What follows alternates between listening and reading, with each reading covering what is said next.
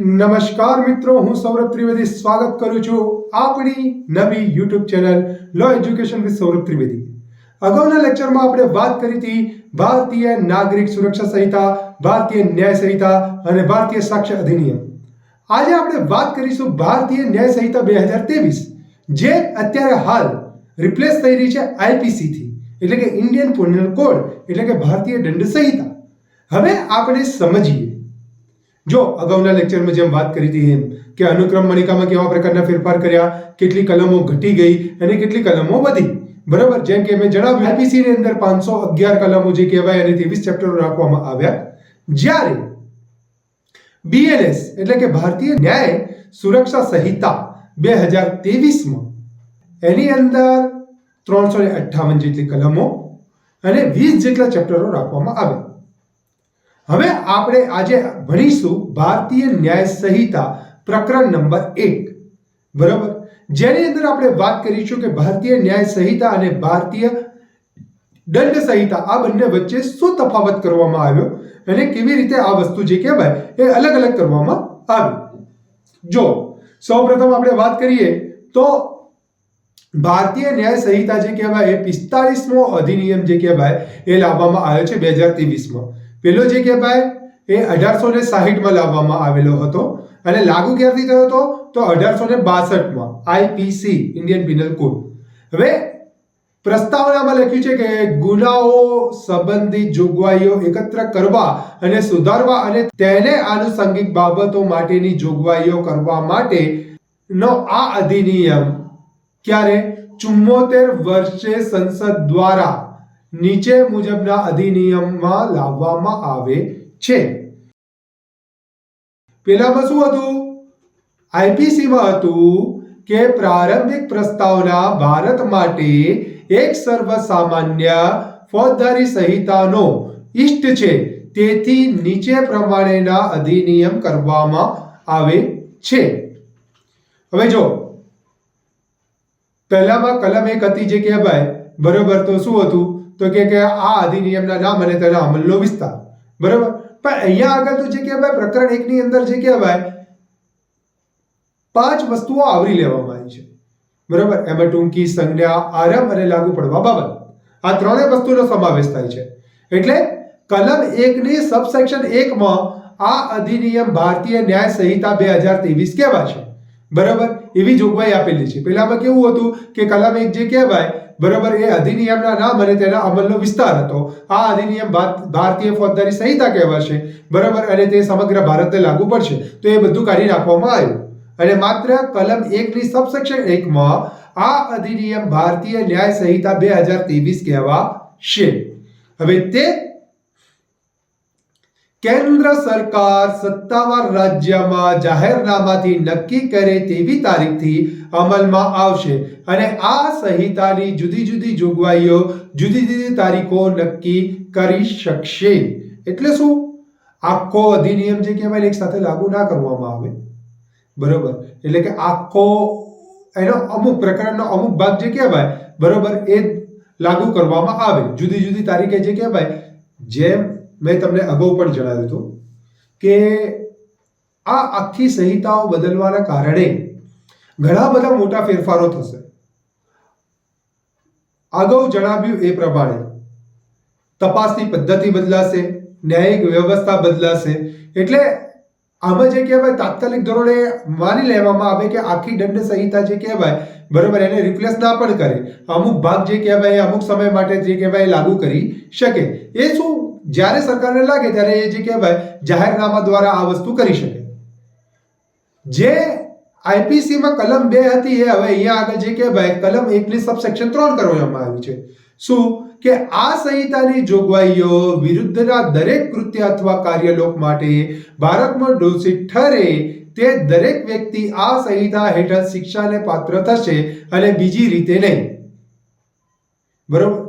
આખી વ્યાખ્યા જે કહેવાય IPC માં 2 માં હતી, બરોબર, એ જે કહેવાય એ મૂકી દેવામાં આવી છે. એમાં કોઈ પણ પ્રકારનો ફેરફાર નથી. હવે આપણે વાત કરીએ આ કલમના સબસેક્શન 4 ની, એટલે કે કલમ 1 ની 4, બરોબર. શું કહે છે? ભારત બહાર કરેલા ગુના માટે જે તે સમયે ભારતમાં અમલમાં હોય તેવા કોઈ પણ કાયદા મુજબ જેની સામે ઇન્સાફી કાર્યવાહી કરી શકાય તે દરેક વ્યક્તિ સામે ભારત બહાર કરેલા કોઈ કૃત્ય માટે તે ભારતમાં કરવામાં આવ્યું હોય તેમ સંહિતાની જોગવાઈઓ અનુસરવાની રહેશે કે કરવામાં આવશે. જો આઈપીસી ની કલમ 3 જે હતી, બરાબર, એ જે કહેવાય એમાં ઉમેરવામાં આવી છે એઝ ઇટ ઇઝ. આ અધિનિયમની જગ્યાએ આ સંહિતા જે કહેવાય એ શબ્દનો ફેરફાર થયો છે. બાકી જે કહેવાય આખી કાર્યવાહી, ઇન્સાફી કાર્યવાહી જે કહેવાય, એટલે કે આખી વ્યાખ્યા જે કહેવાય એઝ ઇટ ઇઝ છે કે ભારત બહાર કરેલા ગુના માટે જે તે સમયે ભારતમાં અમલમાં હોય તેવા કોઈ પણ કાયદા મુજબ જેની સામે ઇન્સાફી કાર્યવાહી કરી શકાય તે દરેક વ્યક્તિ સામે ભારત બહાર કરેલા કોઈ કૃત્ય માટે તે ભારતમાં કરવામાં આવ્યું હોય તેમ આ સંહિતાની જોગવાઈઓ અનુસાર કાર્યવાહી કરવામાં આવશે. બરોબર છે. હવે આપણે જોઈએ આ સબસેક્શન 5 કલમ 1 માં સબસેક્શન 5 શું હતું કે આ સંહિતાની જોગવાઈઓ એ ભારત પાર કે ભારત બહારના કોઈ સ્થળે ભારતના કોઈ નાગરિકે શું ભારત પાર એટલે કે ભારતની બહાર, બરાબર, કોઈ સ્થળે ભારતના કોઈ પણ નાગરિકે ભારતમાં નોંધાયેલું કોઈ વાહન અથવા વિમાન ગમે ત્યાં હોય તો પણ તેના ઉપર કોઈ વ્યક્તિએ કરેલા ગુનાને પણ લાગુ પડે છે. એટલે શું, આપણું વાહન જે ભારતનું હોય, બરોબર, એ બહાર જાય, બરોબર, અને ત્યાં આગળ કોઈ વ્યક્તિ એ વાહન ઉપર કોઈનું મર્ડર કરે તો એ ગુનો જે કહેવાય એ ભારતીય ન્યાય સંહિતા મુજબ જે કહેવાય એ ચાલી શકે.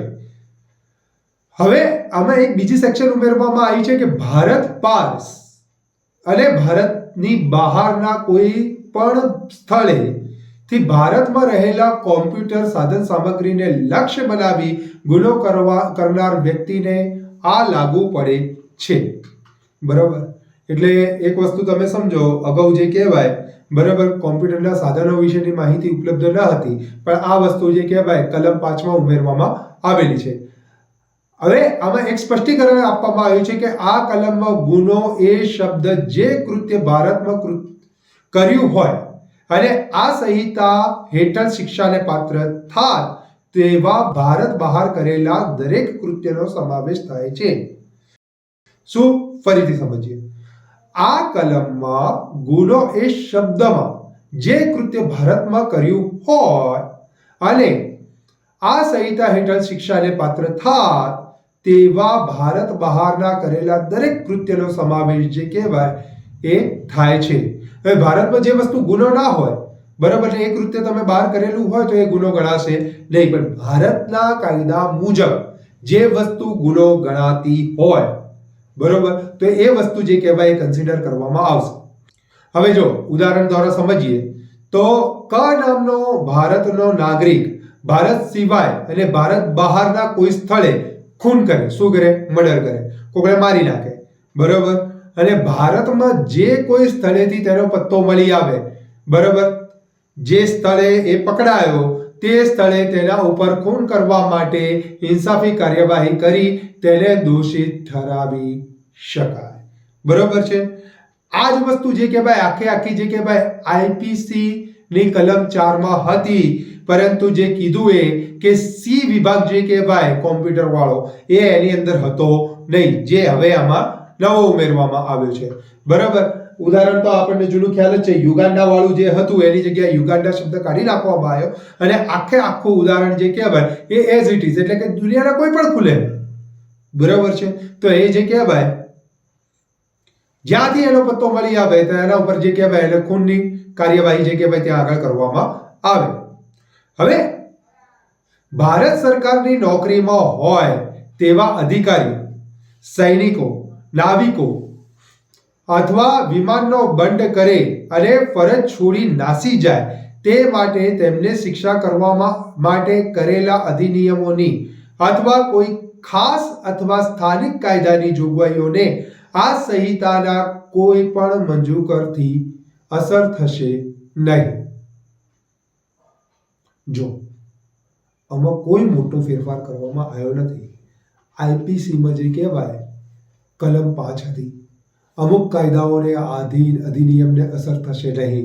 સરકારની નોકરીમાં હોય તેવા અધિકારી, સૈનિક, નાવિકો જે કહેવાય એઝ ઇટ ઇઝ અથવા વિમાનનો બંધ કરે અને ફરજ છોડીને નાસી જાય તે માટે શિક્ષા કરવા માટે કરેલા અધિનિયમ અથવા કોઈ ખાસ અથવા સ્થાનિક કાયદાની જોગવાઈઓ આ અધિનિયમના કોઈ પણ મંજૂકરથી અસર કરશે નહીં. પહેલામાં અધિનિયમ શબ્દ હતો, આમાં જે કહેવાય સંહિતા શબ્દ જે કહેવાય એનો ફેરફાર કરવામાં આવ્યો છે. બરોબર છે. હવે સમજો, આપણે કલમ 6 થી તે કલમ 52 સુધી વ્યાખ્યાઓ હતી, 52 ક સુધી. બરોબર છે. અહીંયા આગળ વ્યાખ્યાઓનું સ્વરૂપ જે કહેવાય એ કલમ 2 માં સબસેક્શનમાં 39 વ્યાખ્યાઓ આપવામાં આવી છે.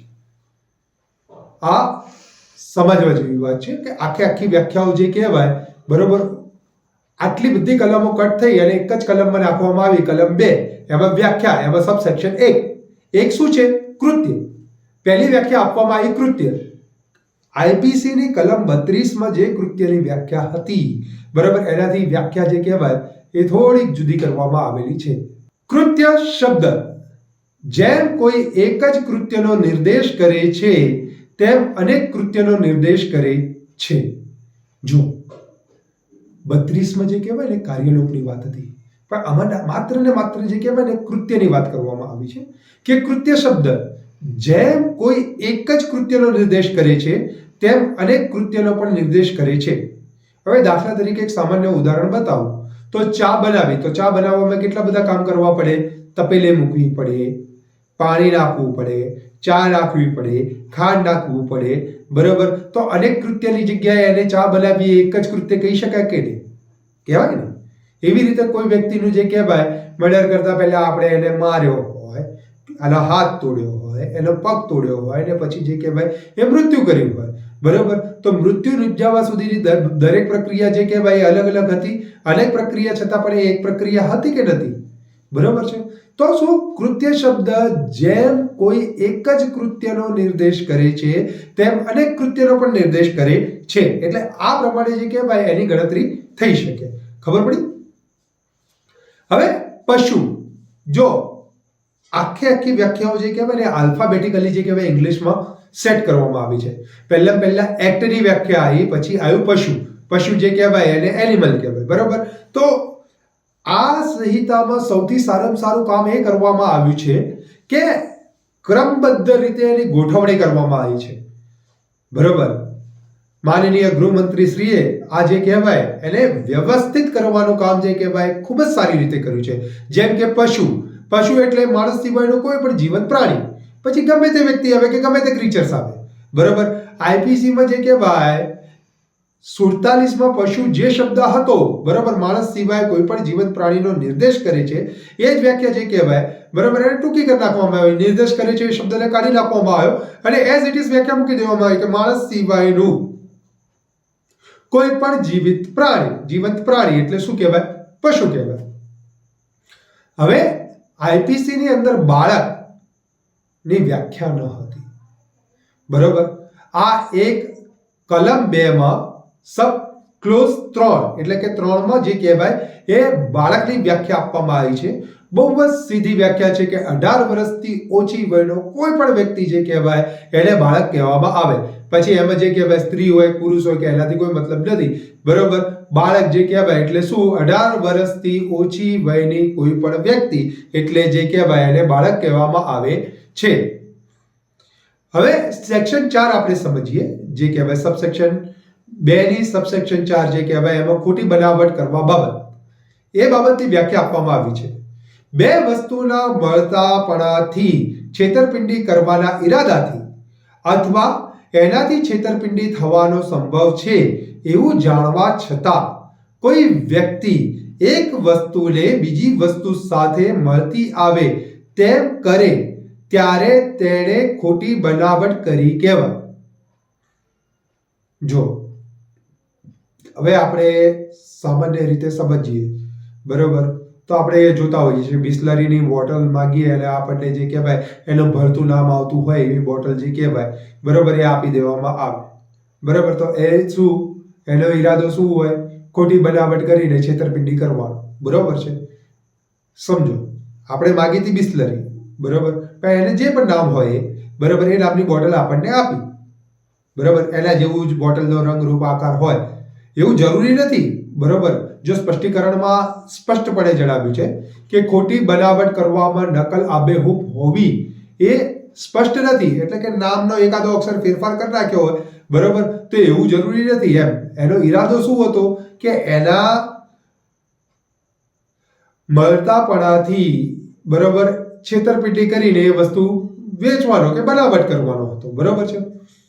સ્પષ્ટીકરણ 2 માં પણ કીધું છે કે કોઈ વ્યક્તિ એક વસ્તુને બીજી વસ્તુ સાથે મળતી આવે તેમ કરે અને તે મળતાપણું એવું હોય કે એનાથી કોઈ વ્યક્તિ છેતરાય ત્યારે એથી વિરુદ્ધનું સાબિત ન થાય ત્યાં સુધી માની લેવું જોઈએ કે એ રીતે એક વસ્તુને બીજી વસ્તુ સાથે મળતી આવે એમ કરનારી વ્યક્તિનો ઈરાદો મળતાપણાનો લાભ લઈ અને છેતરપિંડી કરવાનો હતો અથવા એનાથી છેતરપિંડી થવાનો સંભાવ હોવાનું જાણતી હતી.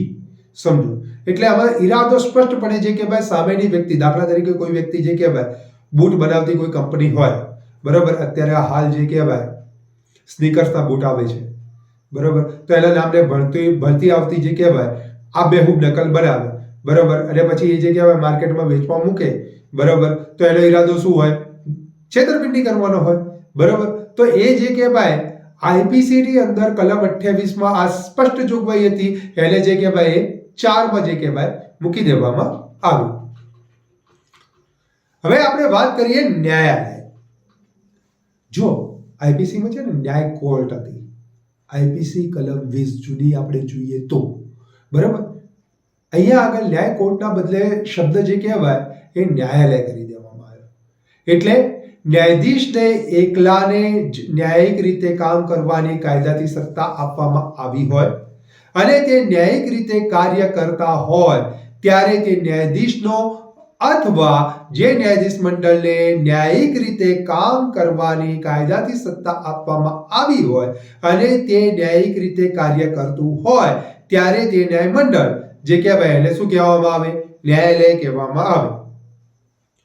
હવે ન્યાય કોર્ટ શબ્દ જે હતો બરોબર એની જગ્યાએ હવે ન્યાયાલય શબ્દ જે કહેવાય એનો ઉપયોગ કરવામાં આવે છે. બાકી આ જે કહેવાય વ્યાખ્યામાં બહુ ખાસ ફેરફાર નથી. હવે સબસેક્શન 6 જોઈએ આપણે તો એમાં આપી છે મૃત્યુની વ્યાખ્યા બરાબર. આઈપીસી માં 46 માં મૃત્યુની વ્યાખ્યા આપી હતી. સંદર્ભથી કઈ વિરુદ્ધનું જણાતું ન હોય તો મૃત્યુ એ શબ્દ માનવના મૃત્યુનો નિર્દેશ કરે છે. અહીંયા આગળ વ્યાખ્યાને જે કહેવાય થોડી ટૂંકી કરી નાખવામાં આવી છે. સંદર્ભથી કઈ વિરુદ્ધનું જણાતું ન હોય તો મૃત્યુ એટલે માનવનું મૃત્યુ, બસ બીજી કોઈ માથાકૂટ નહીં બરોબર. ખ્યાલ આવી ગયો? બહુ જ ઈઝી છે, બહુ સરળ કરી નાખવામાં આવી છે, શબ્દ રચના પણ સરળ કરી નાખવામાં આવી છે. બદદાનતથી હવે જો 7મા નંબરનું જે કહેવાય એ વ્યાખ્યા આપવામાં આવી છે બદદાનતની. બદદાનતથી એટલે બીજી વ્યક્તિને ગેરકાયદે લાભ કરવાના અથવા બીજી વ્યક્તિને ગેરકાયદેસર નુકસાન કરવાના ઈરાદાથી કઈ કૃત્ય કરવું. શું?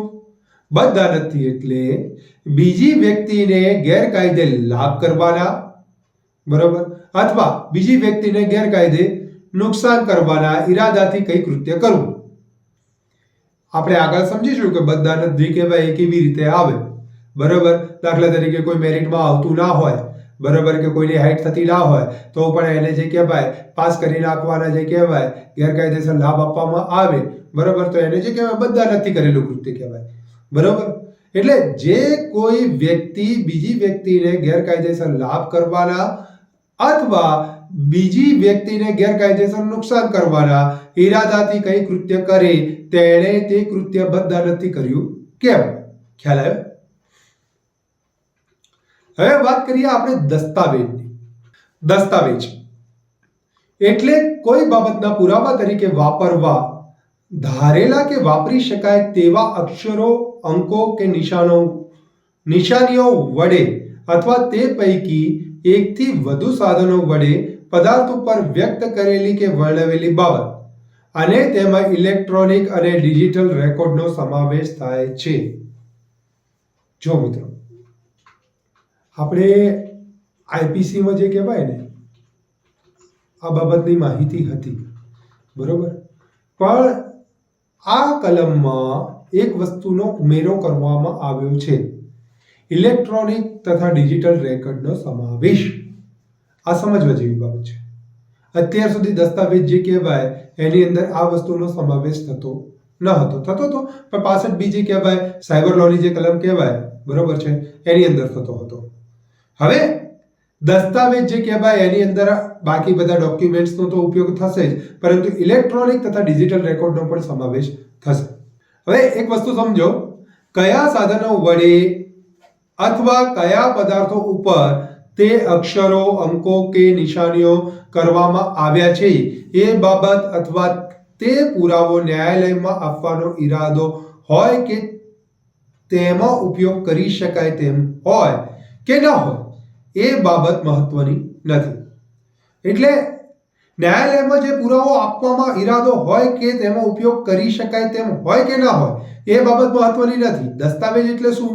તો ઉપરની કલમમાં જણાવ્યું એ પ્રમાણે, બરાબર, કે કોઈ પણ બાબતના પુરાવા તરીકે વાપરવા ધારેલ કે વાપરી શકાય તેવા અક્ષરો, અંકો કે નિશાનીઓ વડે અથવા તે પૈકી એકથી વધુ સાધનો વડે પદાર્થ ઉપર વ્યક્ત કરેલી કે વર્ણવેલી બાબત.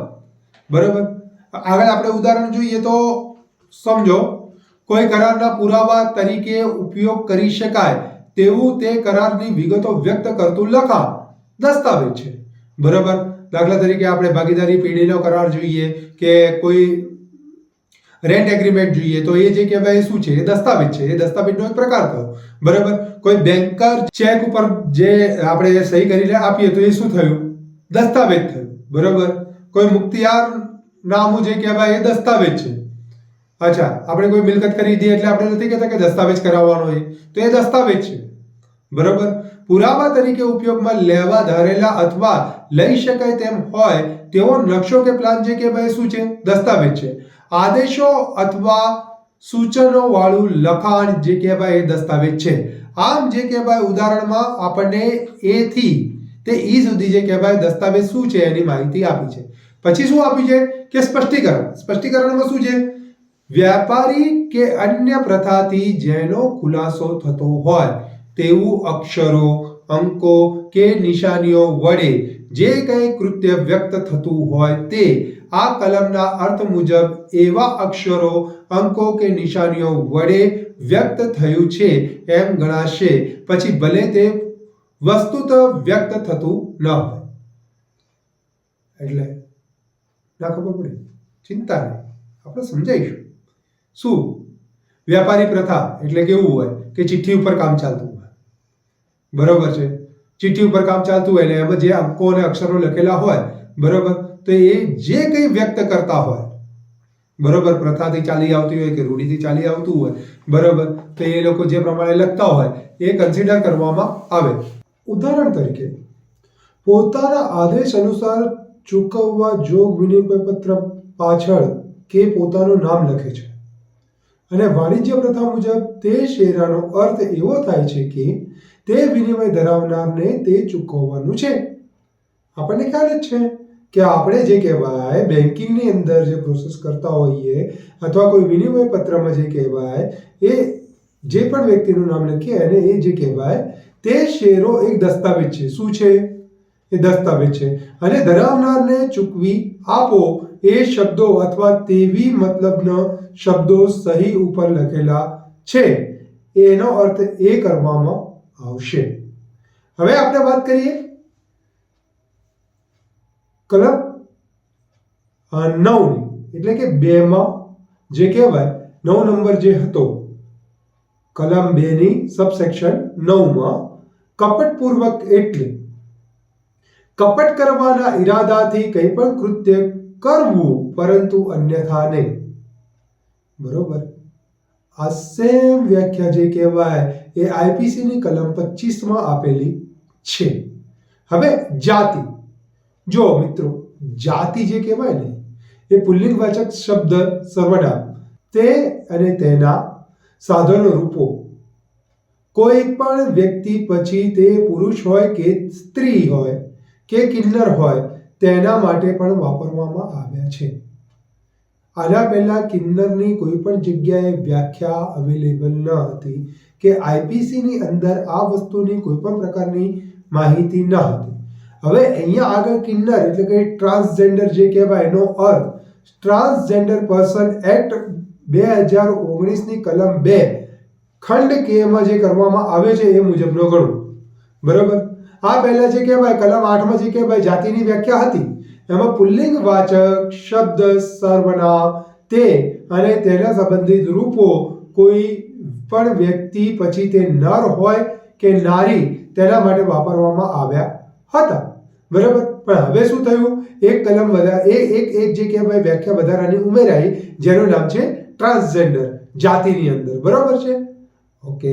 હવે આપણે વાત કરીએ 11 સબસેક્શન 11 જે કહેવાય શુદ્ધ બુદ્ધિ.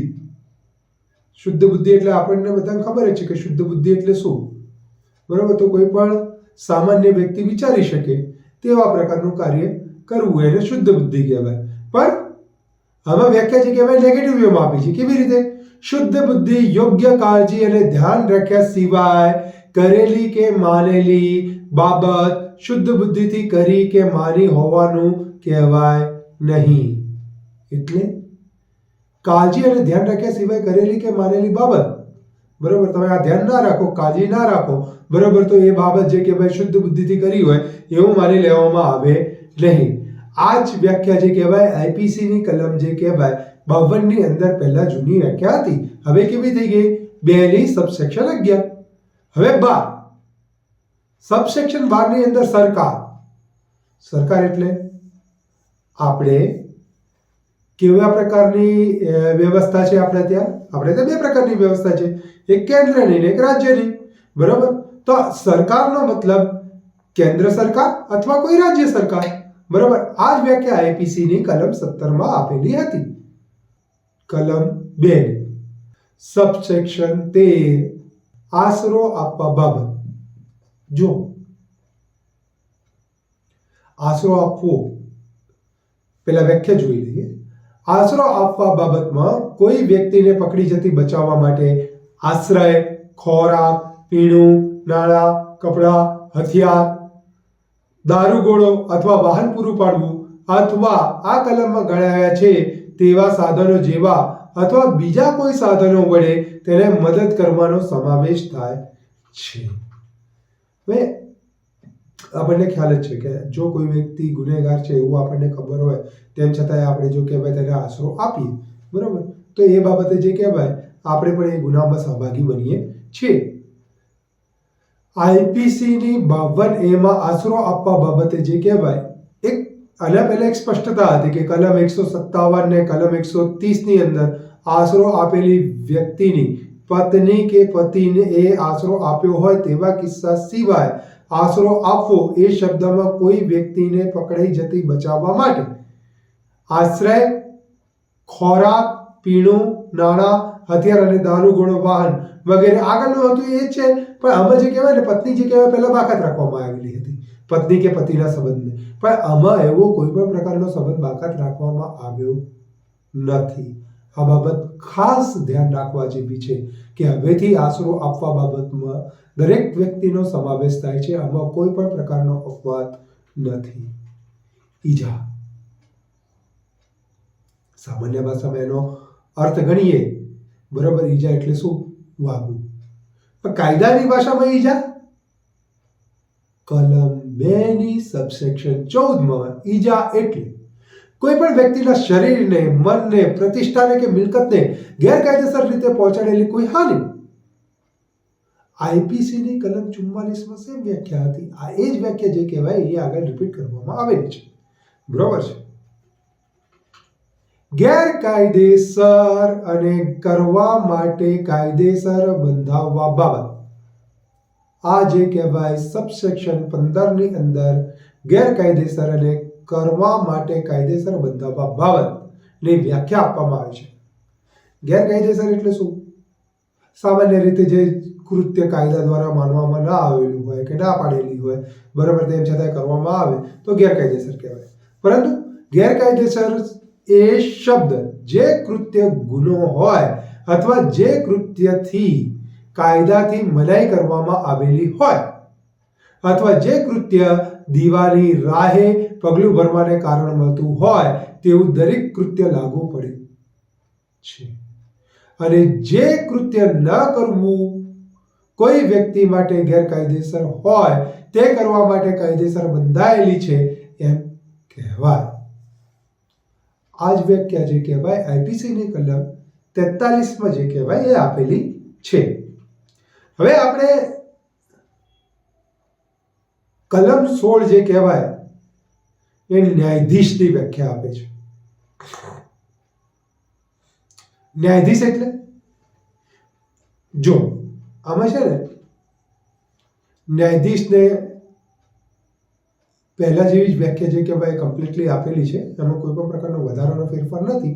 આપણે જોઈએ, ન્યાયાધીશ એટલે ન્યાયાધીશ તરીકેનો હોદ્દો ધરાવતો કોઈ વ્યક્તિ અને તેમાં નીચેની વ્યક્તિનો સમાવેશ થાય.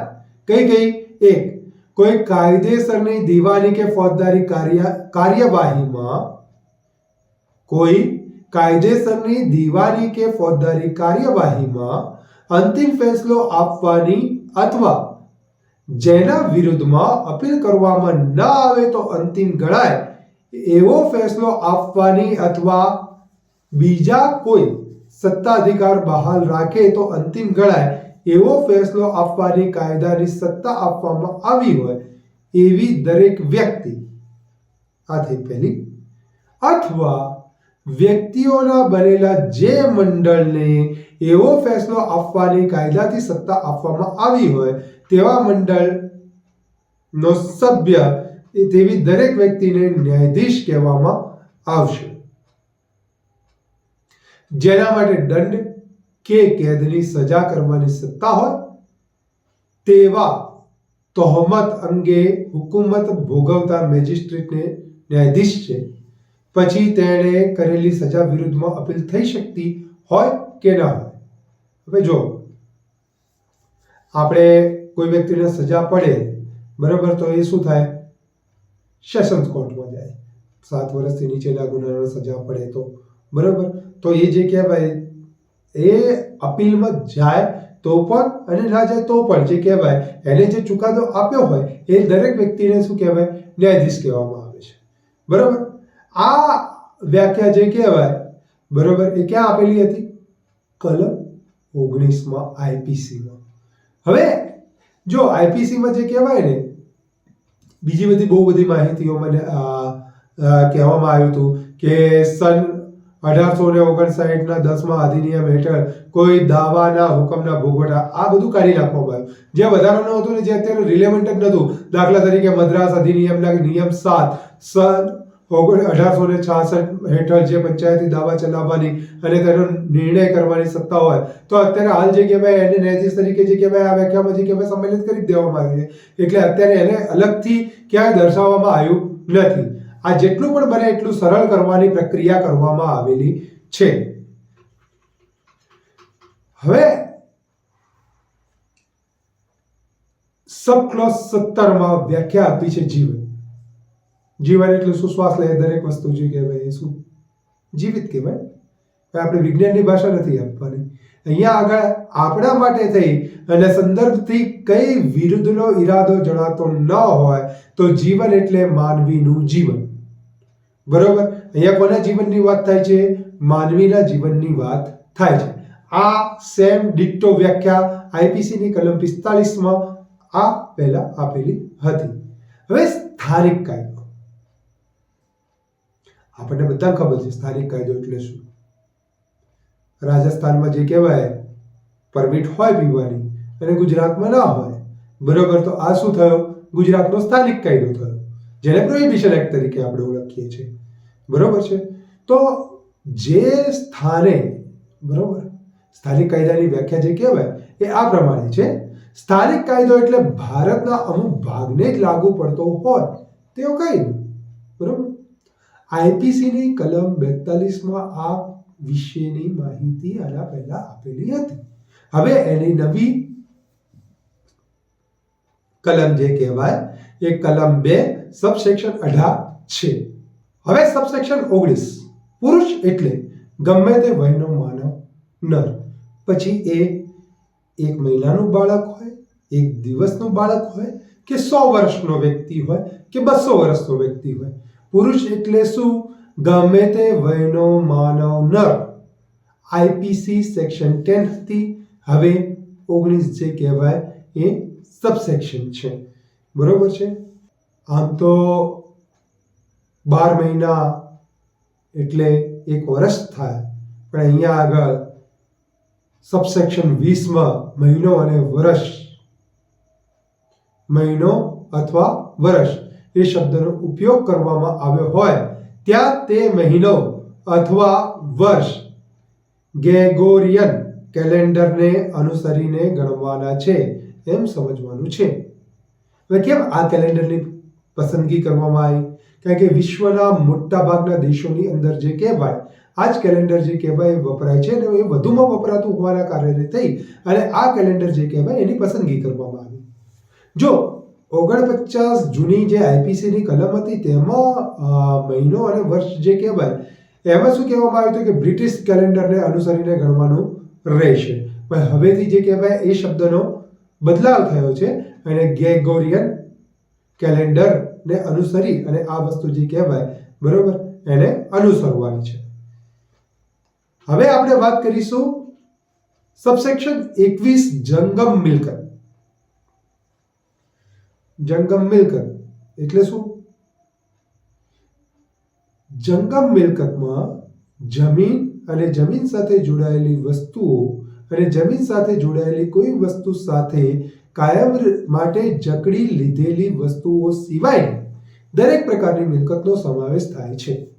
આમાં તમારા ઢોર ઢાખરથી માંડી અને જેટલી પણ વસ્તુ જે જમીન જોડે જોડાયેલી નથી તે દરેક મિલકતને જંગમ મિલકત કહેવામાં આવે, બરાબર છે. ખ્યાલ આવે? કારણ કે આપણે એમ કહીએ કે ખીલે બાંધેલી હોય તો જમીન જોડે જોડાયેલી હોય ને, એવું નહીં. એ હલાઈ શકાય, એ એક જગ્યાએથી બીજી જગ્યાએ સ્થાનાંતરિત કરી શકાય. જે વસ્તુને જકડી રાખેલી હોય એટલે એને હલાઈ ના શકાતી હોય, બરોબર, તો એ વસ્તુ જે કહેવાય એને જંગમ મિલકત કહેવાય નહીં.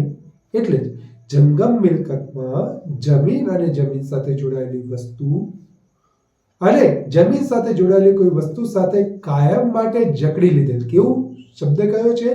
કાયમ માટે જકડી લીધેલ, થોડા સમય માટે નહીં, બરાબર. જેમ કે ઢોર ખીલે બાંધીએ તો થોડા સમય માટે બાંધીએ, કાયમ માટે બાંધતા નથી. તો એવી દરેક પ્રકારની મિલકત જે કહેવાય એનો સમાવેશ થાય છે. વચન આ છે કલમ 2 सबसेक्शन 22. मेरा वचन ही है मेरा शासन. માહેશપતિ એ નથી હો, જો સાંભળો વચનની વ્યાખ્યા કંઈક જુદી છે.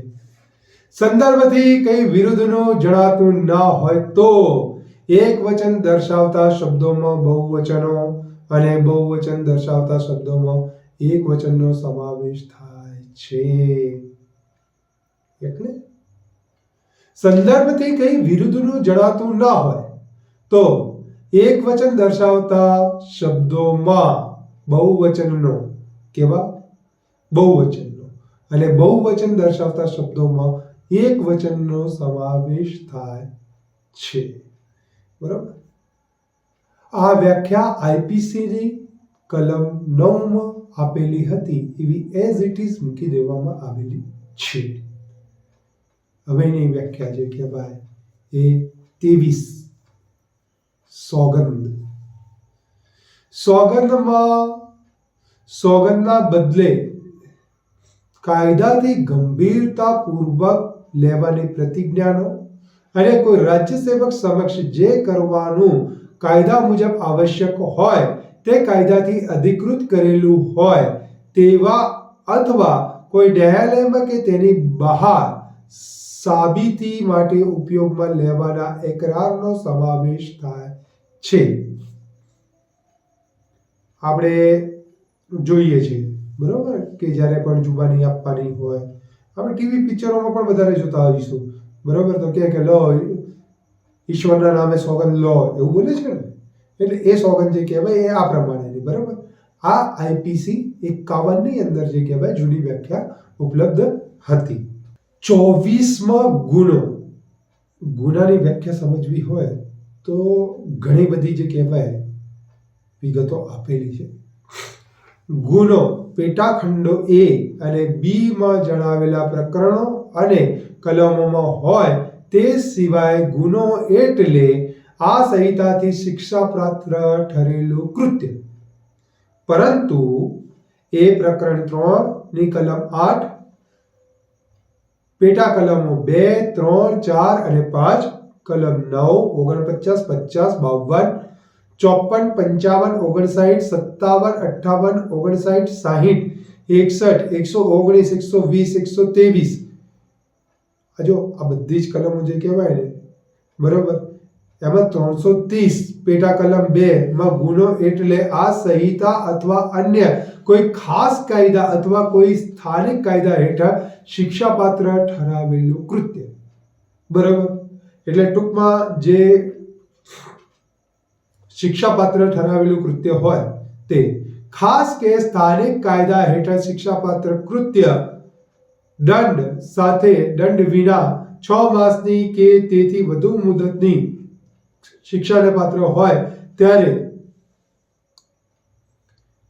કલમો 189 ની પેટા કલમ 1, કલમ 211, 212, 238, 239, 249, 253 અને કલમ 229 ની પેટા કલમ 1 માં ગુનો એ શબ્દનો એ જ અર્થ થાય છે. એટલે ટૂંકમાં જ્યાં જ્યાં ગુનો આપેલો છે ને બરોબર, તો એમાં આ જ અર્થ કરવાનો રહેશે. હવે આપણે વાત કરીએ કાર્યલોપ. કાર્યલોપ કોઈ એક જ કાર્યલોપનો નિર્દેશ કરે છે બરોબર, કે તેવી જ રીતે અનેક કાર્યલોપનો પણ નિર્દેશ કરે છે. કાર્યલોપ એક જ કાર્યનો નિર્દેશ કરે છે, એટલે શું? એક જ કાર્યલોપનો નિર્દેશ કરે છે. તેવી જ રીતે અનેક કાર્યલોપનો પણ નિર્દેશ કરે છે. એટલે કે તમે કોઈ એક કાર્ય કર્યું હોય બરોબર, પણ એની જોડે એની હારમાળા સર્જાય. દાખલા તરીકે તમે કોઈને જોડે ઝઘડો થયો બરોબર, અને ઝઘડો થયા પછી તમે અભદ્ર ભાષામાં પ્રયોગ કર્યો અને પછી જે કહેવાય એ વ્યક્તિ જે કહેવાય એ પડી ગયો, ભાગ્યો, વાગ્યું બરોબર. તો આ જે કહેવાય એ કાર્યલોપની અંદર જે કહેવાય અનેક કાર્યલોપ જે કહેવાય એ જે કહેવાય નિર્દેશ કરે છે એમ કે બરોબર, કે થયું તો શું? તો ઝઘડો. ઝઘડાની અંદર શું થયું? તો કે મારામારી થઈને. એમાં શું થયું? તો કે એક જણનો હાથ ભાગ્યો બરોબર છે. તો એ જે કહેવાય એક જ વસ્તુ ઝઘડો, પણ એની અંદર જે કહેવાય કાર્યલોપનો નિર્દેશ જે કહેવાય કેવો થઈ જાય? વધારે થઈ જાય. જો આઈપીસી ની કલમ જે કહેવાય 33 ની અંદર કાર્યલોપ જે કહેવાય એમાં કૃત્ય શબ્દ કોઈ એક જ કૃત્યનો નિર્દેશ કરે છે, તેમ અનેક કૃત્યનો પણ નિર્દેશ કરે છે. કાર્યલોપ શબ્દ એક જ કાર્યલોપનો નિર્દેશ કરે છે, તેવી જ રીતે અનેક કાર્યલોપનો નિર્દેશ કરે છે. આપણે આગળ જે કહેવાય કૃત્યની પહેલી વ્યાખ્યા હતી અને હવે કાર્યલોપની જે કહેવાય કે આ 25મી વ્યાખ્યા બરોબર છે. ખ્યાલ? 26 વ્યક્તિની વ્યાખ્યા.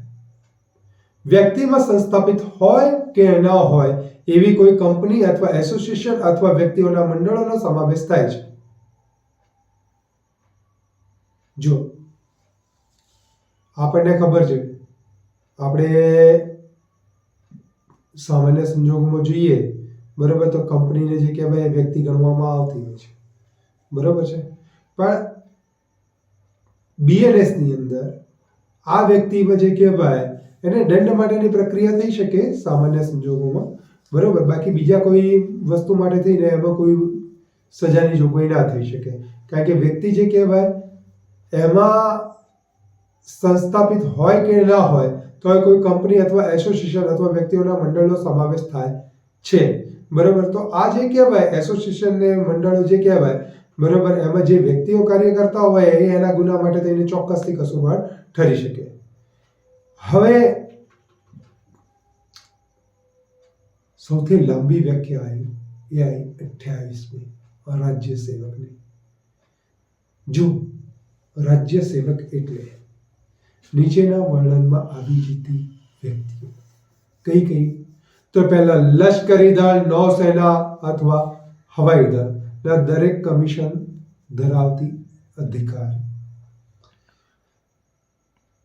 પહેલું લશ્કર આવી ગયું, બરોબર, એમાં 3 દળ આવી ગયા. બીજું શું આવે? જાતે અથવા અમુક વ્યક્તિઓના મંડળના સભ્યો તરીકે ન્યાય નિર્ણય કરવાનું કોઈ કાર્ય બજાવવાની કાયદાની સત્તા હોય એવી દરેક વ્યક્તિ સહિત દરેક ન્યાયાધીશ. બરોબર.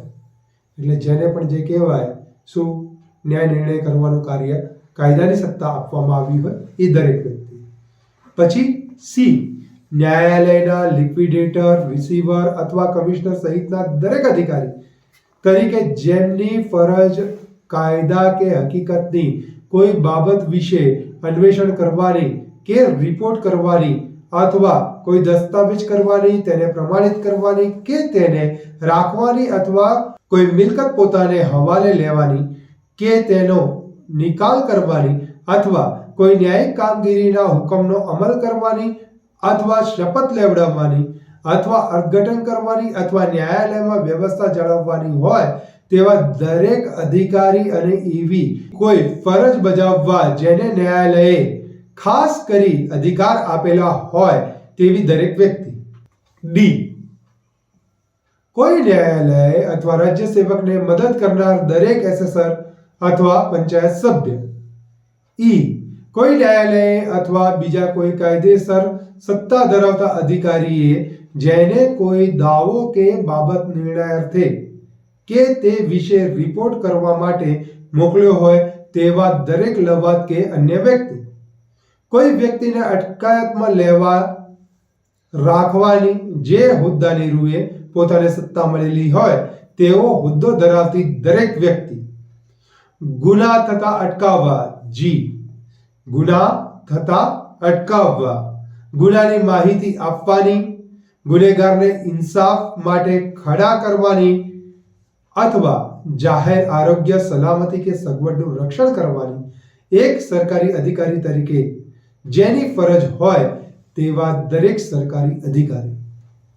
એચ, સરકાર વતી કોઈ મિલકત લેવાની, પ્રાપ્ત કરવાની, રાખવાની કે વાપરવાની અથવા સરકાર વતી કોઈ મોજણી, આકારણી કે કરાર કરવાની અથવા કોઈ મહેસૂલી કાર્યવાહી, હુકમનો અમલ કરવાની અથવા સરકારના નિર્ણય હિતને અસર કરતી કોઈ બાબતની તપાસ કરવાની કે તે વિશે રિપોર્ટ કરવાની અથવા સરકારના નાણાકીય હિત સંબંધે કોઈ દસ્તાવેજ કરવાની, તેને પ્રમાણિત કરવાની કે તે રાખવાની અથવા સરકારના નાણાકીય હિતોના રક્ષણ માટે કોઈ કાયદાનો ભંગ થતો અટકાવવાની એક અધિકારી તરીકે જેની ફરજ હોય તેવી દરેક વ્યક્તિ.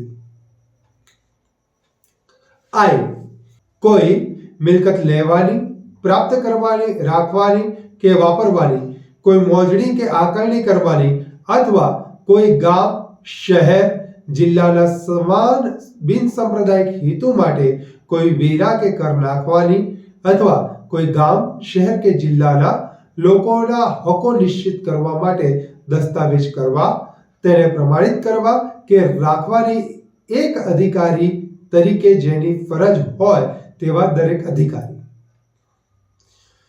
કોઈ મતદાર યાદી તૈયાર કરવાની, પ્રસિદ્ધ કરવાની, જાળવવાની કે તેને સુધારવાની અથવા કોઈ ચૂંટણી કે ચૂંટણીના કોઈ ભાગનું સંચાલન કરવાની સત્તા મળી હોય તેવો હોદ્દો ધરાવતી દરેક વ્યક્તિ.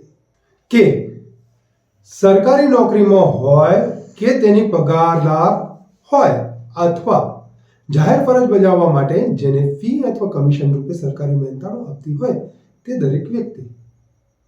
બરોબર. સામાન્ય કલમોનો અધિનિયમ 1897ની કલમ 3 ખંડ 31માં વ્યાખ્યા કર્યા મુજબ સ્થાનિક સત્તા મંડળોની કેન્દ્રના કે રાજ્યના કોઈ અધિનિયમની કે તે હેઠળ સ્થપાયેલા કોઈ કોર્પોરેશન અથવા કંપની અધિનિયમ 2013 ની કલમ 2 ખંડ 45માં વ્યાખ્યા કર્યા મુજબ સરકારી કંપનીની નોકરીમાં હોય તેની પગારદાર હોય તે દરેક વ્યક્તિ. હવે જો આટલી બધી વ્યાખ્યા આપી, બરાબર, તો એમાં સ્પષ્ટીકરણ પણ આપે. આપણે ABCD થી K સુધી જે કહેવાય એની અંદર જે કહેવાય રાજ્ય સેવકની વ્યાખ્યા આપવામાં આવી. હવે રાજ્ય સેવકની વ્યાખ્યામાં જે કહેવાય સ્પષ્ટીકરણ શું આપ્યું છે તે આપણે જોઈએ. આ ખંડમાં કરવામાં આવેલા વર્ણનોમાં આવી જતી વ્યક્તિઓ તેમને સરકારે નિમી હોય ન હોય તો પણ તેઓ રાજ્ય સેવક છે. બરાબર. એટલે કોન્ટ્રાક્ટ બેઝે કામ કરતા હોય કોઈ વ્યક્તિ તો એનો મતલબ એવો નથી કે રાજ્ય સેવક નથી. આ ખંડમાં કરવામાં આવેલી ને વર્ણવવામાં આવેલી દરેક વ્યક્તિ, બરાબર, જેની નિમણૂક સરકાર દ્વારા એટલે કે ગવર્નમેન્ટ ઓફિશિયલ ઓર્ડર ન હોવા છતાં પણ તે કેવો કહેવાય? રાજ્ય સેવક જ કહેવાય. બરાબર. બી, રાજ્ય સેવકનો હોદ્દો ખરેખર ધરાવતા વ્યક્તિ પછી ભલે તે હોદ્દો ધરાવવાના તેના હકમાં કાયદાની દ્રષ્ટિએ કોઈ પણ ખામી હોય તે રાજ્ય સેવક છે. બરાબર. એટલે કે કોઈ વ્યક્તિ જે કહેવાય કે ગેરલાયક ઠરે એવો હોય પણ અત્યારે હાલ એનો જોડે હોદ્દો હોય, બરાબર, કે કાયદાની દ્રષ્ટિએ એમાં કોઈ ખામી હોય તેમ છતાં પણ જે કહેવાય રાજ્ય સેવક તો કહેવાય જ. બરાબર. સી, ચૂંટણી. ચૂંટણી એટલે જેને માટે ચૂંટણી દ્વારા પસંદગી કરવાની પદ્ધતિ જે તે સમયે અમલમાં હોય તેવા કોઈ કાયદાથી કે તે હેઠળ ઠરાવી હોય તેવી કોઈ પ્રકારની વિધાનસભા, નગરપાલિકા કે બીજા જાહેર સત્તા મંડળોના સભ્યોની પસંદગી માટે ચૂંટણી. હવે આપણે એક વસ્તુ સમજો, મ્યુનિસિપાલિટીના કમિશનર જે કહેવાય એ પણ કેવા કહેવાય? રાજ્ય સેવક જ કહેવાય. બરોબર છે. પછી બીજા કોઈ પણ નગરપાલિકાના જે કહેવાય અધિકારી જે કહેવાય, બરોબર, તો એ પણ રાજ્ય સેવક જ કહેવાય. માનવાને કારણે કોઈ વ્યક્તિને કોઈ વાત માનવાનું પૂરતું કારણ હોય તો તેને તે વાત માનવાને કારણ છે એમ કહેવાય, અન્યથા નહીં. IPCની કલમ 26માં આ જ વ્યાખ્યા આપેલી હતી, જે આખી વ્યાખ્યા એઝ ઇટ ઇઝ મૂકવામાં આવેલી છે. કોઈ વ્યક્તિને કોઈ વાત માનવાનું પૂરતું કારણ હોય તો તેને તે વાત માનવાને કારણ છે એમ કહેવાય, અન્યથા નહીં. બરોબર. એટલે શું? સામાન્ય શબ્દોમાં કહીએ તો આપણી જે માન્યતા હોય, બરોબર, આપણી જે સ્પર્શેન્દ્રિયો હોય, દાખલા તરીકે આપણે કોઈ વસ્તુને ભૂલથી અડે અને આપણને ગરમ લાગ્યું, બરોબર, તો એ વસ્તુ ગરમ છે એ માનવા માટે થઈને આપણી જોડે પૂરતું કારણ છે. બરોબર છે. એટલે કોઈ વ્યક્તિ કોઈ વાત માનવાનું પૂરતું કારણ હોય, ખ્યાલ આવે? કારણ કે કેમ આપણે દાજ્યા નથી પણ આપણે સહેજ આમાં એને સ્પર્શ ઇન્દ્રિયોને સ્પર્શ કરાય એટલે આપણને ખ્યાલ આવી ગયો કે એ વસ્તુ ગરમ છે, એટલે ગરમ હોઈ શકે એ માનવાને પૂરતું કારણ છે. ત્યાં આગળ આમ વરાળ ઉડતી દેખાય આમ તો આપણે માનીએ ને કે હા વરાળ ઉડે છે, બસ આ ગરમ હોવું જોઈએ. બરોબર. તો એવું એને માનવાનું કારણ છે, કારણ કે એ વસ્તુ જે કહેવાય ઉકળતું પાણી દેખાતું હોય તો દેખાય કે હા વરાળ ઉડે છે એટલે આ પાણી ગરમ હોવું જોઈએ, એમ માનવાને કારણ છે. ખ્યાલ? ઓકે. હવે આપણે વાત કરીએ ખાસ કાયદો. જો ખાસ કાયદો એટલે અમુક બાબતોને લાગુ પડતો કાયદો, જેમ કે રેવન્યુ એક્ટ જે કહેવાય, જે માત્ર જમીન અને પેલા એના માટે થઈ અને લાગુ પડતી હોય છે. બરોબર. અને જે સ્ટેટમાં હોય એ પ્રમાણે જે કહેવાય એના નિયમો બદલાતા હોય છે. બરોબર. અમુક બાબતો માટે થઈ અને જે ખાસ કાયદો ઘડવામાં આવે છે, બરોબર, તો એ ખાસ કાયદા તરીકે ઓળખવામાં આવે છે. આ જૂની વ્યાખ્યા જે કહેવાય IPCની કલમ 41માં આપેલી હતી, આ સેમ વ્યાખ્યા છે. હવે આપણે સમજીશું કિંમતી જામીનગીરી. દસ્તાવેજથી કોઈ કાયદેસરના હક ઉત્પન્ન થતો હોય, વિસ્તૃત થતો હોય, તબદીલ થતો હોય, મર્યાદિત થતો હોય, નષ્ટ થતો હોય, તે કરવામાં આવતો હોય અથવા જેનાથી કોઈ વ્યક્તિ પોતાની કાયદેસરની જવાબદારી હોવાનું કે પોતાને અમુક કાયદેસરના હક ન હોવાનું સ્વીકારતી હોય એવા દસ્તાવેજનો અથવા એવો દસ્તાવેજ હોવાનો અભિપ્રેરિત હોય તે દસ્તાવેજ એટલે શું? કિંમતી જામીનગીરી. દાખલા તરીકે એટલે કે ઉદાહરણ શું છે? એક વિનિમય પત્ર પાછળ ક પોતાનું નામ લખે છે. શું લખે છે? નામ. બરોબર. અને જે વ્યક્તિ વિનિમય પત્ર કાયદેસર રીતે ધરાવતી હોય તેને તેનો હક તબદીલ થયાનો આ શેરાનો અર્થ થતો હોવાથી તે શેરો કિંમતી જામીનગીરી છે. આઈપીસીની કલમ 30માં આ વ્યાખ્યા જે કહેવાય એ આપેલી હતી. હવેથી આ વ્યાખ્યા જે કહેવાય એ 31માં આપેલી છે. હવે આપણે વાત કરીશું વહાણ. વહાણ એટલે બધાને ખબર છે. બોલો, દરિયામાં જે ચાલે, નદીમાં જે ચાલે એને વહાણ કહેવાય. પણ અહીંયા આગળ શું? વહાણ એટલે માણસોને અને માલને જળ માર્ગે લાવવા લઈ જવા માટે બનાવેલું કોઈ સાધન. એટલે કે કોઈ પણ પ્રકારનું સાધન, ટ્યુબવેલ હોય ને, ટ્યુબની પેલી નાવડી બનાવી હોય ને તો પણ જે કહેવાય એને વહાણ જ કહેવામાં આવે. બરોબર. પછી મોટું શિપ હોવું એ અનિવાર્ય નથી. ખ્યાલ આવ્યો? આ વ્યાખ્યા આઈપીસીની કલમ 48માં વહાણની વ્યાખ્યા આપેલી હતી. હવે આપણે વાત કરીએ સ્વેચ્છાપૂર્વક. સ્વેચ્છાપૂર્વક એટલે કોઈ વ્યક્તિ એવા સાધનો વડે કોઈ પરિણામ નિપજાવે કે જેનાથી તે નિપજાવવાનો તેનો ઈરાદો હોય અથવા વિપરીત વેળાએ તે જાણતો હોય અને તેને માનવાને કારણ હોય કે તેથી તેવું પરિણામ નિપજાવવાનો સંભવ છે ત્યારે તેણે સ્વેચ્છાપૂર્વક તે પરિણામ નિપજાવ્યું કહેવાય. એટલે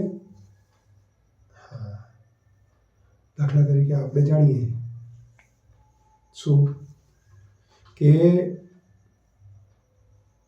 એક મોટું શહેર હતું. બરાબર. એ શહેરમાં વસવાટવાળા જે કહેવાય બધા હતા. હવે ત્યાં આગળ લૂંટના ગુનામાં મદદરૂપ થવા માટે થઈ અને કયે રાત્રે શું કર્યું? આગ લગાડી. હવે આગ લગાડી, બરાબર, તેનાથી એક વ્યક્તિ શું થયું? મૃત્યુ થયું. તો અહીં કનો ઈરાદો જે કહેવાય ને મૃત્યુ નિપજાવવાનો ન હતો, પણ એને એ વાતની ચોક્કસથી ખબર હતી. શું? કે આવું કૃત્ય કરવાથી કોઈનું મૃત્યુ થશે, તો પણ તેને સ્વેચ્છાપૂર્વક મૃત્યુ નિપજાવ્યું ગણાય. ખ્યાલ? એનો ઈરાદો જે કહેવાય એનો મૃત્યુ કરવાનો ન હતો. બરાબર. મૃત્યુ નિપજ્યું તેથી તે દિલગીર પણ થયું. પણ શું? આ કૃત્ય જો એ કરશે તો તેનાથી મૃત્યુ નિપજવાનું હતું, સંભાવના હતી એ એને ખબર હોવા છતાં તેને આ કૃત્ય કર્યું. તો આ કૃત્ય જે કહેવાય એ કેવું કહેવાય? સ્વેચ્છાપૂર્વક કૃત્ય કહેવાય. વિલ. વિલ એટલે કોઈ પણ વસીયતી દસ્તાવેજ. આઈપીસીની કલમ 31માં વિલ વિશેની વાત કરેલી હતી. સબસેક્શન 34 કલમ 2માં વિલ વિશેની માહિતી આપેલી છે. વિલ આપણે બધા જોઈતા હોઈશું. પિક્ચરોમાં નથી જોતા મોટી મોટા લખાણો વાળી જે કહેવાય મારા મૃત્યુ પછી મારી મિલકતનો નિકાલ આ પ્રમાણે થશે, એ વસિયત એમ, એને વિલ. બરાબર. આ એક દસ્તાવેજ હોય જે મૃત્યુ પછી પોતાની ઈચ્છા દર્શાવતો હોય કે વ્યક્તિ જે કહેવાય એ પોતાની મિલકતનું શું કરવા માંગે છે. સ્ત્રી. સ્ત્રી એટલે ગમે તે વયની માનવ નારી. આઈપીસી કલમ 10માં સ્ત્રીની વ્યાખ્યા આપેલી હતી.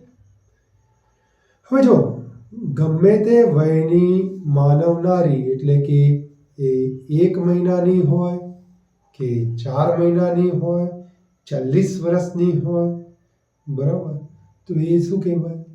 માનવ નારી જ કહેવાય. બરાબર છે. ગમે તેટલા વર્ષની હોય. ઓકે. જો એ વ્યક્તિ મૃત હોય તો એને નારી કહેવાય. સમજો. મરી ગયા પછી એ શરીર કહેવાય, નારી કહેવાય નહીં. વય, અહીંયા વ્યાખ્યામાં વય શબ્દ, વય એટલે શું? ઉંમર. ઉંમર શબ્દ જે કહેવાય એ મુખ્ય છે. એવું પુરુષમાં પણ હતું. બરોબર. હવે આપણે વાત કરીશું 36 ગેરકાયદે લાભ. એટલે જે કાયદેસરનો ના હોય એને ગેરકાયદે કહેવાય, એવું નહીં. ગેરકાયદે લાભ એટલે લાભ મેળવનારી વ્યક્તિએ કાયદેસર રીતે મિલકતની પોતે હકદાર ન હોય. કેવું? એને ખબર છે કે હું પોતે હકદાર નથી આ મિલકત વાપરવાનો, બરોબર, તે મિલકતનો ગેરકાયદેસરના સાધનો દ્વારા મેળવે તો શું થાય?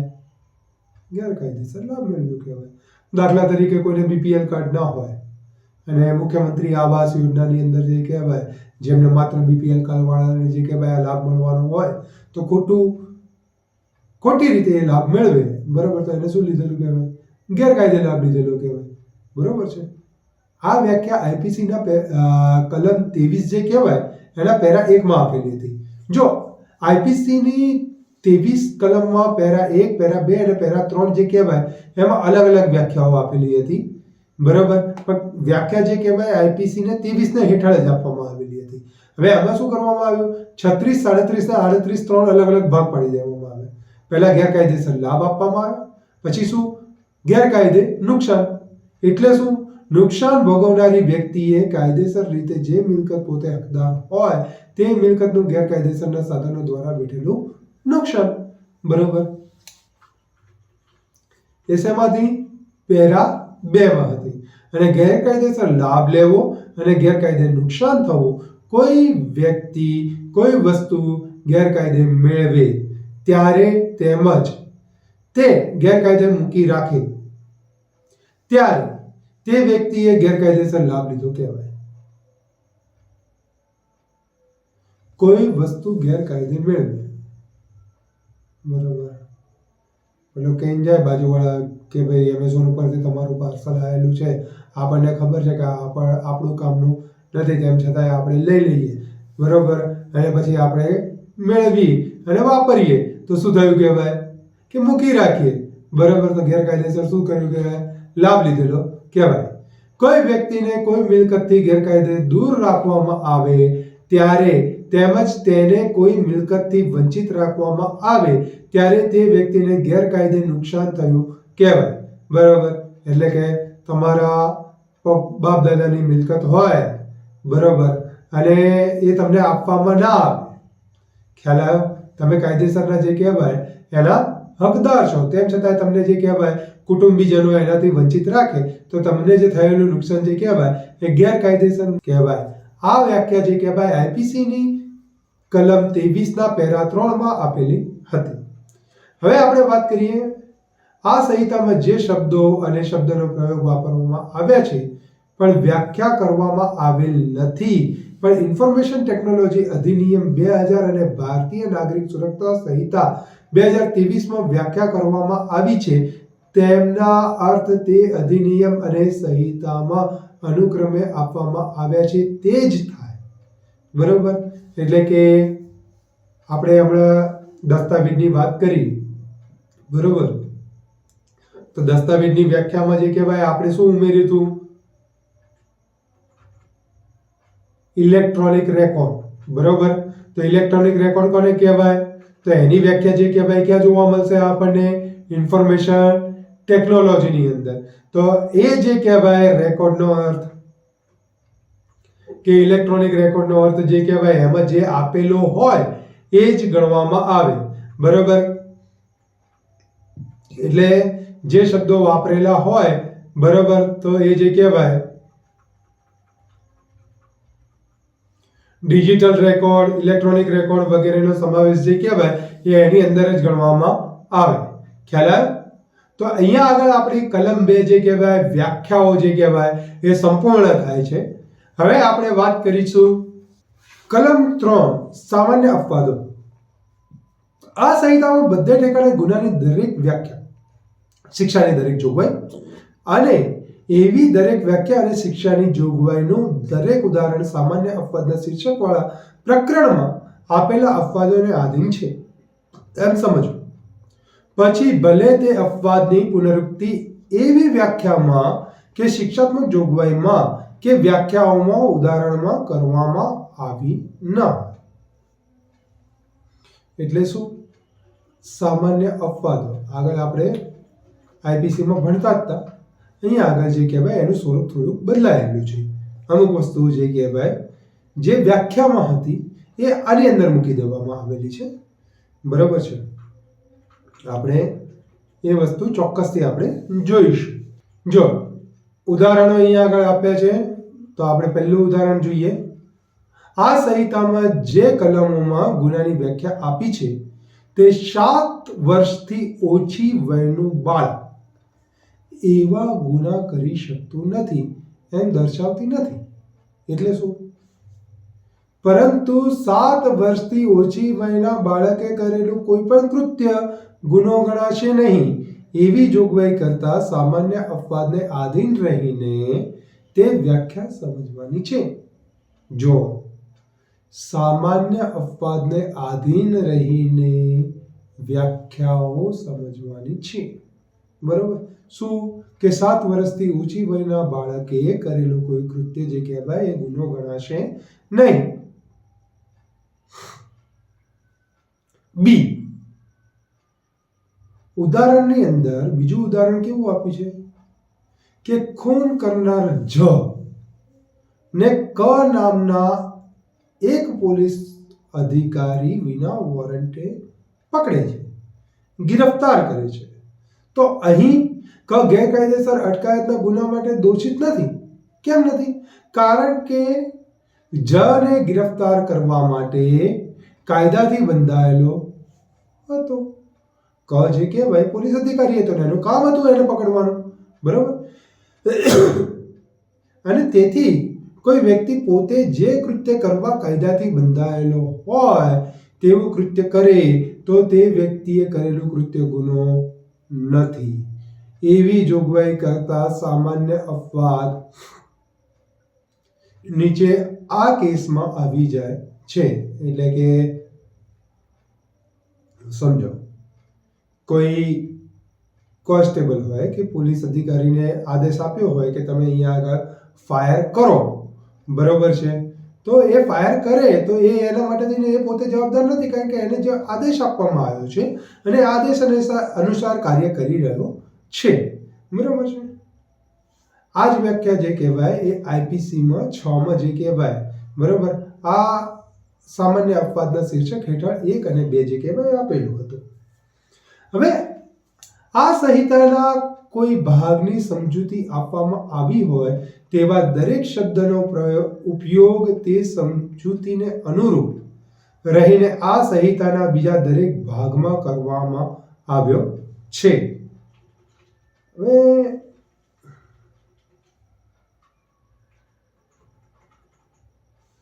કોઈ મિલકત જ્યારે કોઈ વ્યક્તિ થકી તેના પતિ કે પત્ની, કારકુન કે નોકરના કબજામાં હોય ત્યારે આ સંહિતાના અર્થ મુજબ તે મિલકત તે વ્યક્તિના કબજામાં છે.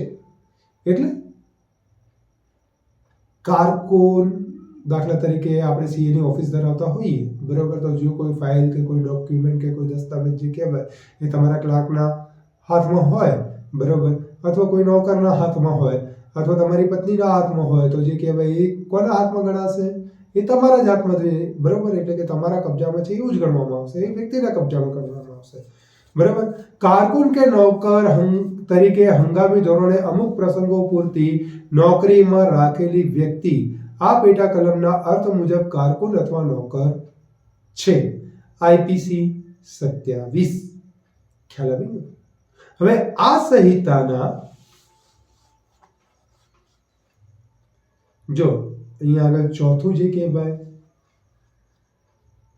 સબસેક્શન 4 જે કહેવાય. બરોબર? કલમ 3 ની સબસેક્શન 4 આપેલી છે. એમાં શું છે? આ સંહિતાના દરેક ભાગના સંદર્ભથી વિરુદ્ધનો ઈરાદો જણાતો ના હોય તો કરેલા કૃત્યનો ઉલ્લેખ કરતા શબ્દો ગેરકાયદેસરના કાર્યલોપમાં લાગુ પડે છે. આઈપીસીની કલમ 32 આપણે કાર્યલોપની વ્યાખ્યા શીખી ગયા હતા આગળ, બરાબર. હવે આ સંહિતાના દરેક ભાગમાં સંદર્ભથી વિરુદ્ધનો ઈરાદો જણાતો ન હોય તો કરેલા કૃત્યનો ઉલ્લેખ કરતા શબ્દો ગેરકાયદેસરના કાર્યલોપને પણ લાગુ પડે છે, બરાબર. જુદી જુદી વ્યક્તિઓએ તેમના બધાનો સામાન્ય ઈરાદો બહાર લાવવા માટે કોઈ ગુનાહિત કૃત્ય કર્યું હોય ત્યારે એવી વ્યક્તિઓ પૈકી દરેક વ્યક્તિએ તે કૃત્ય માટે પોતે એકલાએ કૃત્ય કર્યું છે તે રીતે કૃત્ય માટે જવાબદાર થશે. આ બધા જ ઉદાહરણો આપણે સમજીશું. આપ નિશ્ચિંત થઈ જાઓ. જુદી જુદી વ્યક્તિઓએ તેમના બધાનો સામાન્ય ઈરાદો જે કહેવાય બહાર લાવવા માટે કોઈ ગુનાહિત કૃત્ય કર્યું હોય ત્યારે એવી વ્યક્તિ પૈકી દરેક વ્યક્તિ કે કૃત્ય પોતે એકલાએ જ કર્યું છે અને તે રીતે તે કૃત્ય માટે જવાબદાર થશે. એ આઈપીસી જે કહેવાય એની કલમ કઈ હતી? 34 હતી. અત્યારે હાલ જે કહેવાય એ સબસેક્શન 5 છે. 6 માં આપણે જોઈશું માત્ર ગુનાહિત જાણકારી સાથે ઈરાદાથી કર્યું હોવાના કારણે ગુનાહિત હોય એવું કૃત્ય કેટલીક વ્યક્તિઓએ કર્યું હોય ત્યારે એવી જાણકારી સાથે કે ઈરાદાથી તે કૃત્યમાં સામેલ થયેલી તેઓ પૈકીની દરેક વ્યક્તિ તેણે એકલીએ તેવી જાણકારી સાથે કે ઈરાદાથી તે કૃત્ય કર્યું હોય એ રીતે કૃત્ય માટે જવાબદાર બને છે. જો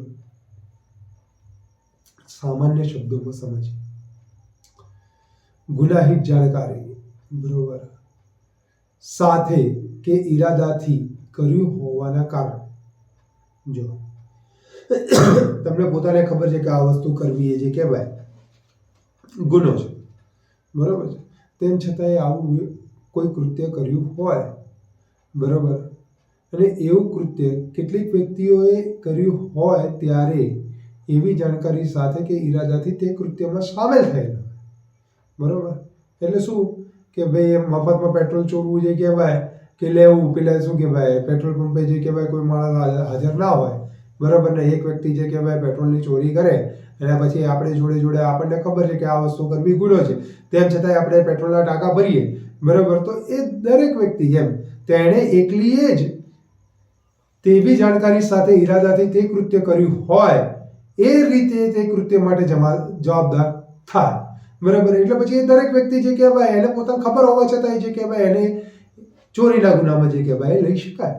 ખ્યાલ? હવે આ વ્યાખ્યા જે કહેવાય આઈપીસીની કલમ 35 માં આપેલી હતી. કોઈ કૃત્યથી કે કાર્યલોપથી આ સબસેક્શન 7 ની અંદર જે કહેવાય પરિણામ નિપજાવવું કેવી રીતે, એટલે સેક્શન 7 સબસેક્શન 7 કોઈ કૃત્યથી કે કાર્યલોપથી અમુક પરિણામ નિપજાવવું કે તે પરિણામ નિપજાવવાની કોશિશ કરવી તે ગુનો બનતો હોય ત્યારે એમ સમજવું કે અંશતઃ કોઈ કૃત્ય અને અંશતઃ કોઈ કાર્યલોપથી તે પરિણામ નિપજાવવું તે એ જ ગુનો છે. એટલે જો સીધું ઉદાહરણ આપીએ.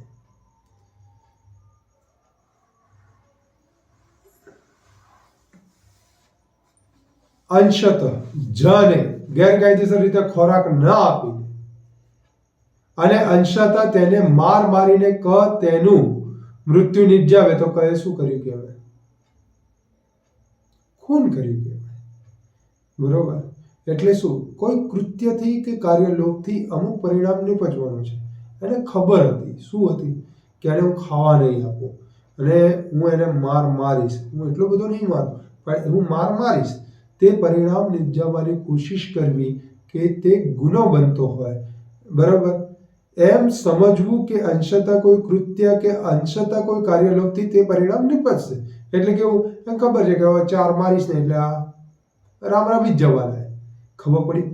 એટલે આ શું કર્યું, જયને ગેરકાયદેસર રીતે ખોરાક ના આપ્યો, એટલે પહેલા તો ખાવાનું ના આપ્યું, પછી શું કર્યું, અંશતઃ તેને માર્યો, બહુ ના માર્યો, અંશતઃ માર્યો, પણ એ શું થયું, થોડાક ટાઈમ પછી તે કહેવાય ત્યાં મરી ગયો. ખબર પડી. સબસેક્શન 8 જુદા જુદા કાર્યો વડે એક ગુનો કરવામાં આવે ત્યારે જે કોઈ વ્યક્તિ તેમાંનું કોઈ એક કૃત્ય એકલે હાથે અથવા બીજી વ્યક્તિ સાથે સંયુક્ત રીતે કરીને તે ગુનો કરવામાં ઈરાદાપૂર્વક સાથ આપે તો તે વ્યક્તિએ ગુનો કર્યો છે. શું? જુદા જુદા કૃત્યો વડે એક ગુનો કરવામાં આવે ત્યારે જે વ્યક્તિ તેમાંનું કોઈ એક કૃત્ય એકલે હાથે, બરોબર, એટલે સમજો કે ક અને ખ બેઉ અલગ અલગ રીતે જુદા જુદા સમય જને દાખલા તરીકે આજે કહે થોડીક માત્રામાં એને ઝેર આપ્યું, બરોબર, અને પછી બીજા દિવસે જે કહેવાય ખ જે કહેવાય થોડીક માત્રામાં એને ઝેર આપ્યું અને તેનું ખૂન કરવા સંમત થયા. બંને જણા નક્કી કરે છે કે પૂરો જ કરી નાખો. કેવી રીતે? તો કે સ્લો પોઈઝન આપીને. સ્લો પોઈઝન એટલે કેવું કે તાત્કાલિક ના મરે પણ 24 કલાક કે 48 કલાકની અંદર ધીરે ધીરે મરી જાય. તો જનું ખૂન કરવાના ઈરાદાથી ક અને ખ સહમત થયા અનુસાર ઝેર આપે છે અને તેને એ રીતે અપાયેલા ઝેરની કેટલીક માત્રાઓની અસરથી શું થાય? રામ બોલો ભાઈ રામ. અહીં ક અને ખ નું ખૂન કરવામાં ઈરાદાપૂર્વક એકબીજાને શું કરે છે? સાથ આપે છે. હમ સાથ સાથ હૈ. તો પછી શું થાય? તેઓ પૈકી દરેક મૃત્યુ નિપજાવનારું કૃત્ય કરે છે. તેઓના કૃત્યો અલગ અલગ હોવા છતાં ગુના માટે તેઓ બંને દોષિત બને છે. બરોબર છે? ખ્યાલ આવી ગયો? એટલે એવું ના હોય કે છેલ્લે જેને ઝેર આપ્યું એ જે કહેવાય એ ગુનેગાર, બરોબર, 2 કલાક પછી એ જય ઝેર આપ્યું હોય અને એના પહેલા જે કહેવાય ખએ ઝેર આપ્યું એ પહેલા કએ જે કહેવાય 1 કલાક પહેલા ઝેર આપ્યું હોય તો છેલ્લે ઝેર આપ્યું હોય એના કારણે મર્યો એવું નથી. અહીંયા શું છે? અલગ અલગ કૃત્યો હોવા છતાં ગુના માટે તેઓ બંને દોષિત બને છે. હવે એક બીજું ઉદાહરણ જોઈએ. ક અને ખ બંને સંયુક્ત જેલરો છે. હમ અંગ્રેજો કે જમાના કે જેલર હે, એવા જેલર. કેવા? હા. અને તે હેસિયતથી જ નામના કેદીનો હવાલો 6 કલાક સુધી તેમની પાસે વારાફરતી રહે છે. એટલે શું? ક જોડે 6 કલાક મળ્યા અને ખ જોડે 6 કલાક મળ્યા. હવે જનો હવાલો છે એટલે શું?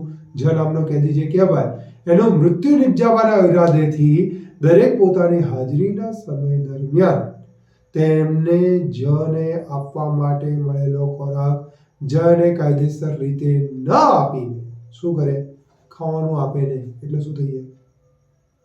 ભૂખના મારે માણસ જે કહેવાય શું થઈ જાય? પરિણામ નિપજાવવામાં એકબીજાને જાણી જોઈને સાથ આપે છે અને એના કારણે શું થાય? જ ભૂખને લીધે મૃત્યુ પામે છે તો ક અને ખ બંને જનું ખૂન માટે જવાબદાર છે. શું છે? Liable for murder. મૃત્યુ માટે એટલે કે ખૂન માટે જવાબદાર છે. હજુ એક ઉદાહરણ જોઈએ સીની અંદર કે જેલર ક પાસે કેદી જનો હવાલો છે. જનું ખૂન કરવાના ઈરાદાથી ક ગેરકાયદેસર રીતે તેને ખોરાક આપતો નથી, જેથી પરિણામે જ જે કહેવાય ઘણો અશક્ત થઈ જાય છે, પણ તેને મૃત્યુ નિપજાવવા માટે ભૂખ મરો પૂરતું કારણ નથી. એટલે શું? કને તેના હોદ્દા પરથી બરતરફ કરવામાં આવે છે અને એના કારણે શું થાય છે? એની જગ્યાએ હવે કોઈ પણ જગ્યાએથી બરતરફ કરવામાં આવે તો શું થાય કે એની જગ્યાએ બીજો કોઈ નવો વ્યક્તિ આવે તો ખ જે વ્યક્તિ આવે છે ને કની સાથે મળી ગયેલો હોય છે, કારણ કે એકબીજાને મિત્ર હોય છે, એટલે કે તારે એને મારવો જ છે ને આપણે પૂરો કરીએ એમ. તો તો ક ની સાથે મળી ગયા કે તેને સાથે આપ્યા સિવાય જનું મૃત્યુ નિપજાવવાનો સંભવ છે એવું જાણવા છતાં જને ગેરકાયદેસર રીતે ખોરાક આપતો નથી. હવે જ ભૂખના લીધે મૃત્યુ પામે છે. ખ જે કહેવાય એ ખૂન માટે દોષિત છે, પણ ક એ ખ ને સાથ આપ્યો ન હોવાથી ક માત્ર ખૂન કરવાની કોશિશ માટે દોષિત છે. બરોબર છે. 3 ની છેલ્લી કલમ 9. જુદી જુદી વ્યક્તિઓ કોઈ ગુનાહિત કૃત્ય કરવામાં સામેલ હોય અથવા તો તેમાં સંડોવાયેલી હોય ત્યારે તે કૃત્યને લીધે તેઓ જુદા જુદા ગુનાઓ માટે દોષિત હોઈ શકે.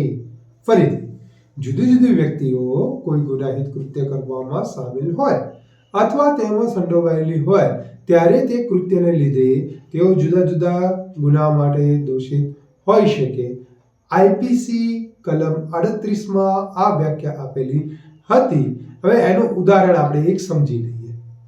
ક ગંભીર ઉશ્કેરાટના એવા સંજોગોમાં જ ઉપર હુમલો કરે છે કે તેનું જને મારી નાખવાનું કે તેનું ખૂન નહીં પણ માત્ર ગુનાહિત મનુષ્યવધ ગણાય. ખ જેને જ પ્રત્યે અસદભાવ છે અને જેનો ઈરાદો જને મારી નાખવાનો છે અને જેને ઉશ્કેરવામાં આવ્યો નથી તે જને મારી નાખવામાં કને મદદ કરે છે, તો અહીં ક અને ખ બંને જનું મોત નિપજાવવામાં સામેલ છે. છતાં ખ જે કહેવાય એ ખૂન માટે દોષિત છે અને ક જે કહેવાય એ માત્ર ગુનાહિત મનુષ્યવધ માટે દોષિત છે. આમ આપણું પહેલું પ્રકરણ અહીંયા આગળ પૂરું થાય છે. આવનારા લેક્ચરમાં આપણે વાત કરીશું પ્રકરણ 2 ની. આવા જ ઇન્ફોર્મેટિવ વિડીયો અને કાયદાની સંપૂર્ણ માહિતી માટે મારી ચેનલને પ્લીઝ લાઈક અને સબસ્ક્રાઇબ ચોક્કસથી કરજો. ભારત માતાની જય. જય હિન્દ. વંદે માતરમ.